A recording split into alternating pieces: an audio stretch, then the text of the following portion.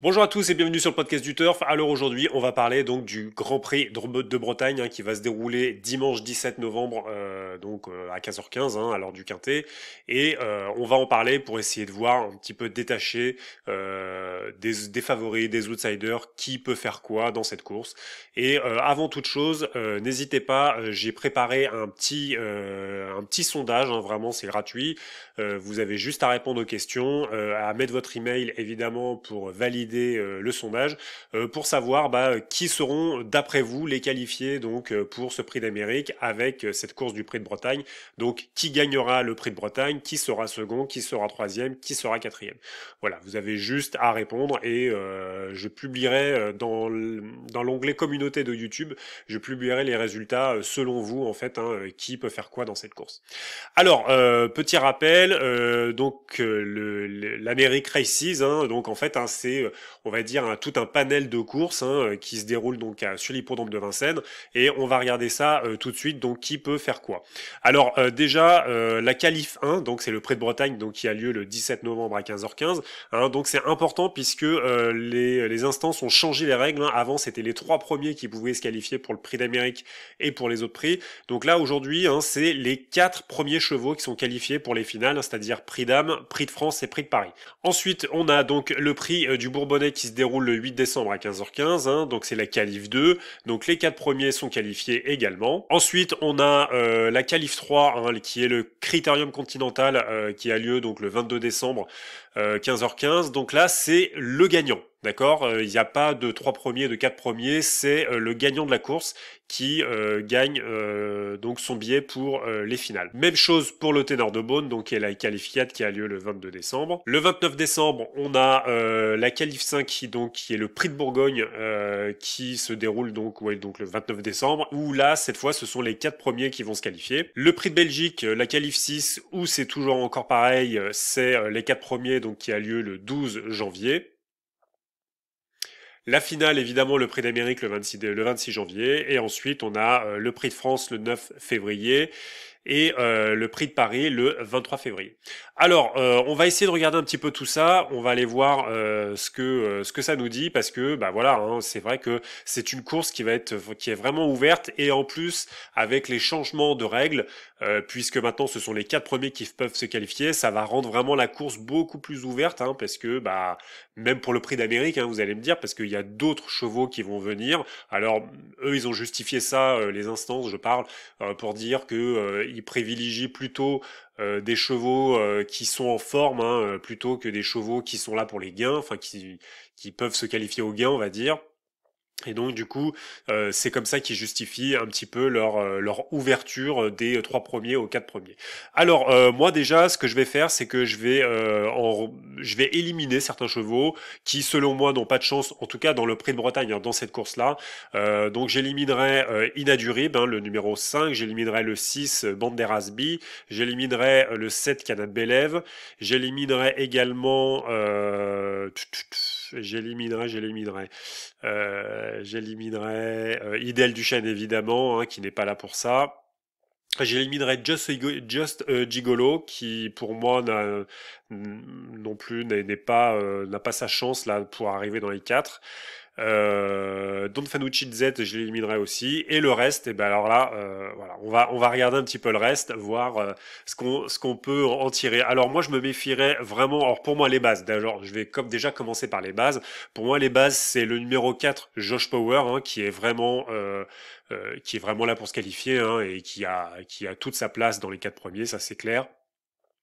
Ensuite, le cheval de Bazir, Ganet de Banville, le numéro 9, qui est en excellente forme, qui vient de faire 2 très belles performances ici, troisième et deuxième, et qui pour moi a une très belle chance également. Voilà, maintenant, quitte de là à dire qu'il va gagner, c'est pas du tout l'objet de l'analyse que je vais vous donner ici, mais je pense qu'il peut vraiment arriver dans les 4 premiers. Pour moi, une très très grosse base aussi dans les 4, vraiment qui va se qualifier, c'est quasi sûr pour moi, c'est Sun Motor, le numéro 15, qui vient pas pour planter des fleurs, et c'est clair et net que ce cheval va arriver dans les 4.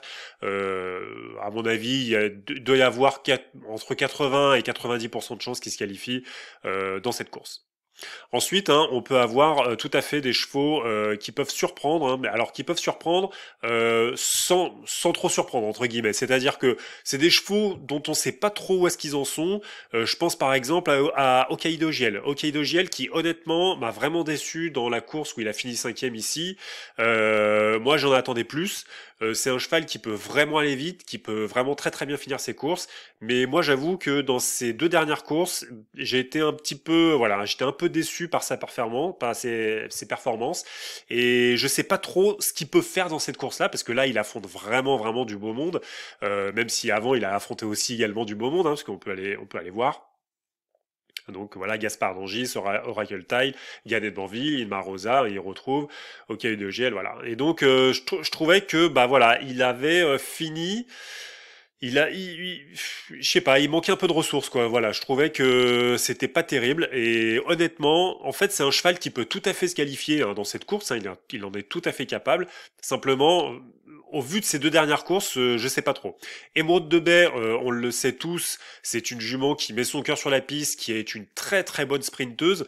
Donc Benjamin Goethe, ça m'a mis un emoji vert. Hein. Elle a fini première ici dans cette course, hein, dans une très très belle course hein, qu'elle a gagnée hein, dans le Grand Prix du Sud-Ouest.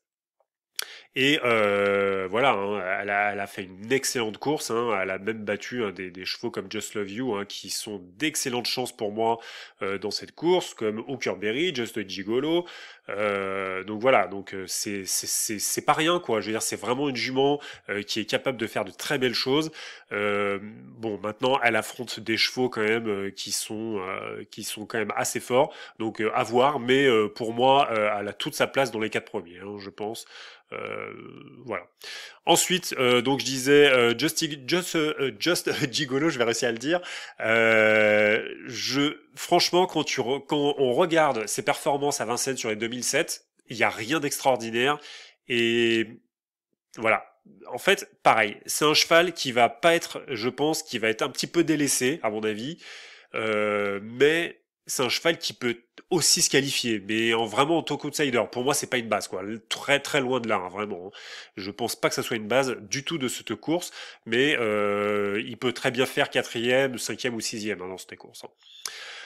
Ensuite, en bien BDSM, alors pareil, c'est la femelle de 8 ans, pareil, je trouve que, alors elle a fait une très bonne deuxième place ici, on va cliquer dessus, voilà. Donc, elle a fait une belle deuxième place, hein, c'était au mois de septembre, derrière Ideo Tia. Hein, on le sait, hein, elle peut vraiment sprinter fort, hein, c'est vraiment sa force. Sur 2007, voilà, elle a déjà très bien fait, il y a aucun souci. Hein, je vous rappelle quand même que en PME DSM, elle a pris de très très belles places dans les grandes finales. Hein, donc, faut faire vraiment attention à elle. Et je pense oui qu'elle a vraiment sa place dans les quatre. Hooker Berry. Pareil, je suis un peu mi-figue mi-raisin avec Hookerberry. Bon, pareil, c'est aussi une bonne place dans les quatre, hein, on va dire. Pour moi, c'est pas une base, c'est pas la base de la course, au même titre que un Gannett de Banville, par exemple, qui vraiment lui va essayer de se qualifier là vraiment dimanche, quoi, ou même qu'un Sad Motor ou qu'un Josh Power. Je pense vraiment que Hookerberry peut tout à fait prendre une quatrième place, ça c'est clair. Il peut même gagner la course, hein, pourquoi pas. Hein. Je vous rappelle qu'il a déjà gagné le Prix d'Amérique sur 2700 mètres, hein, donc faut pas non plus faut pas l'exclure. Hein, je veux dire, il a pas 1700, presque 1800, 1 800 000 euros de gains pour rien, hein, d'accord. Hein, donc faut surtout pas l'écarter. Mais je pense voilà, pour moi c'est pas une base quoi. Maintenant Hussard du Landré, alors c'est lui qui a gagné le Prix de Bretagne en 2023, je vous rappelle, sauf que il était déféré des quatre, donc pareil. Où est-ce qu'il en est honnêtement, je sais pas. Est-ce que Benoît Robin, alors je vous le dis, j'ai pas écouté les avis des entraîneurs sur Paris Turf et tout ça, donc n'hésitez pas à aller voir. Hein, certainement, ils vont peut-être donner leur avis sur la chaîne Paris Turf sur YouTube. N'hésitez pas à aller regarder un petit peu ce que disent les entraîneurs sur le moral et le physique de leurs chevaux. Vous pouvez avoir certainement plus d'informations. Mais voilà, moi je ne vois pas une chance dans cette course. Je préfère attendre une autre qualif. Ensuite, moi, je trouve que Inma Rosa a très très bien couru ici dans cette course. Donc, on l'a vu tout à l'heure, hein, comme on a cliqué. Donc derrière Oracle Tile et Gannet de Banville et Gaspard Dangis évidemment qui avait gagné. Elle est venue quand même toiser Hokkaido JL qui n'est quand même qui n'est pas rien et on le sait, elle est capable pareil hein, de faire d'excellentes fins de course. Inma Rosa donc pour moi ça serait un bon outsider voilà sans en faire une base. Je me méfie beaucoup de Just Love You. Just Love You, qui, pareil, est vraiment une excellente jument de 5 ans, qui a toute sa place, à mon avis, dans les qualifiés pour le prix d'Amérique. Et moi, je lui vois, pareil, une chance, on va dire 3, 4, 5. Hein, bon, je sais pas s'il va se qualifier, évidemment, mais en tout cas, je lui vois une belle chance.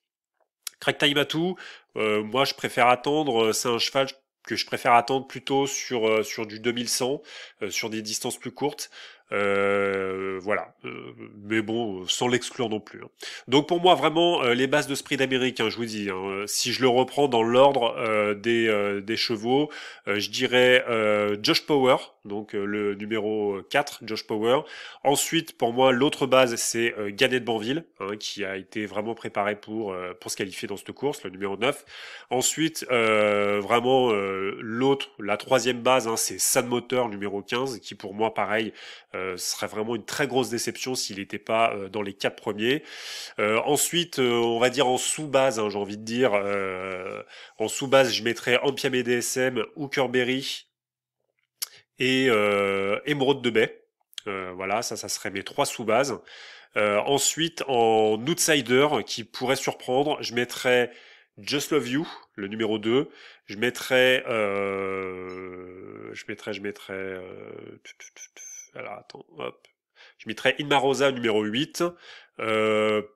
Hokkaido JL, le numéro... il est où? Il est où celui-là le numéro 11, pardon. Voilà, je l'ai perdu. Bref, donc voilà, donc n'hésitez pas à aller voir un petit peu la course, essayer de dépioter qui a fait quoi sur 2007, comment les chevaux sont, est-ce qu'ils sont déférés, est-ce qu'ils sont pas déférés, enfin voilà, essayez de faire un petit peu votre sauce.